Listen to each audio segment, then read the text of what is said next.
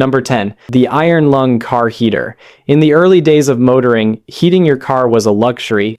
Before modern heating systems, winters meant you froze behind the wheel, wearing layers like you were trekking the Arctic. Then came a brilliant idea.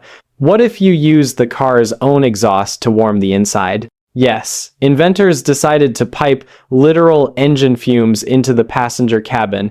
This contraption, sometimes nicknamed the iron lung heater, worked by channeling exhaust gases through a heating system that vented into the car. At first, it seemed cozy. Drivers no longer had to scrape frost off their own breath while steering. But there was a problem. Exhaust contains carbon monoxide, a colorless, odorless gas that can kill you in minutes. The result? People would start their drive feeling toasty, only to nod off permanently before reaching their destination. In fact, a significant number of unexplained roadside deaths during the 1,920 seconds and 30 seconds are now thought to have been caused by these heaters. Basically, they turned your Model T into a mobile gas chamber. The invention was eventually abandoned, but not before plenty of people fell victim.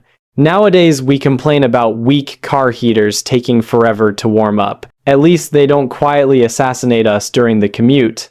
Number 9. The Radium Girls glow-in-the-dark paint. Back in the early 1900s, glowing paint was the height of cool. Factories produced radium-based luminous paint for watches, clocks, and even toys.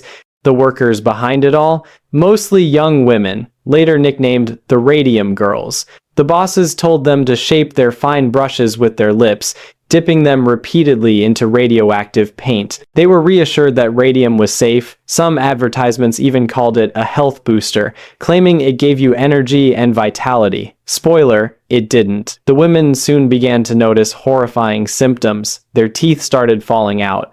Their bones weakened to the point of snapping spontaneously. Some developed jaw necrosis, literally called radium jaw, where their jaws crumbled away like chalk. Doctors at first dismissed these effects as syphilis or hysteria, but eventually the connection became undeniable. The paint they were licking, like cake frosting, was slowly killing them. The scandal erupted into lawsuits, one of the earliest workplace safety battles in the US. The women who sued the companies were often already dying by the time their cases made it to court. The companies fought hard, but the truth won out. Their tragedy forced safety regulations in industries handling radioactive materials. So yeah, a glowing wristwatch was trendy in 1920, but the cost was literal glowing bones. The invention was a lethal fashion accessory that left behind a radioactive legacy. Number 8. The Miasma Mask. Before modern germ theory, people believed miasma, or bad air, caused disease. The solution? Weird contraptions designed to filter or neutralize foul smells. Some inventors took this belief to extreme levels, creating bizarre masks filled with herbs, perfumes, or chemicals to cleanse the air. In practice, these things often did the opposite. Some designs funneled air through sponges soaked in vinegar. Others had metal contraptions with burning incense chambers. The idea was that pleasant-smelling air would cancel out sickness. The reality? Breathing through damp sponges or chemical-soaked cloths made people dizzy, nauseous, and sometimes poisoned. Imagine trying to cure plague exposure by strapping a glorified potpourri bomb to your face. The most famous version, of course, was the Plague Doctor mask, the long bird beak stuffed with herbs. While creepy enough to star in a horror movie, it didn't actually stop disease. Worse, some designs trapped heat and reduced airflow, suffocating the wearer faster than the bad air ever could. Eventually, germ theory replaced miasma theory, and these gadgets went extinct. But for centuries, people sincerely thought perfume filters could outwit the Black Death. It's one of history's most dangerous examples of pseudoscience disguised as innovation. Number 7. The baby cage of the 1,930 seconds. Picture this: you live in a cramped city apartment, maybe on the 6th floor, and you've got a baby. Playgrounds? Too far. Parks? Too crowded. What's the solution? According to some 1,930 seconds inventors, you strap your kid into a wire cage and hang them out the window like a potted plant. And yes, people actually bought these things.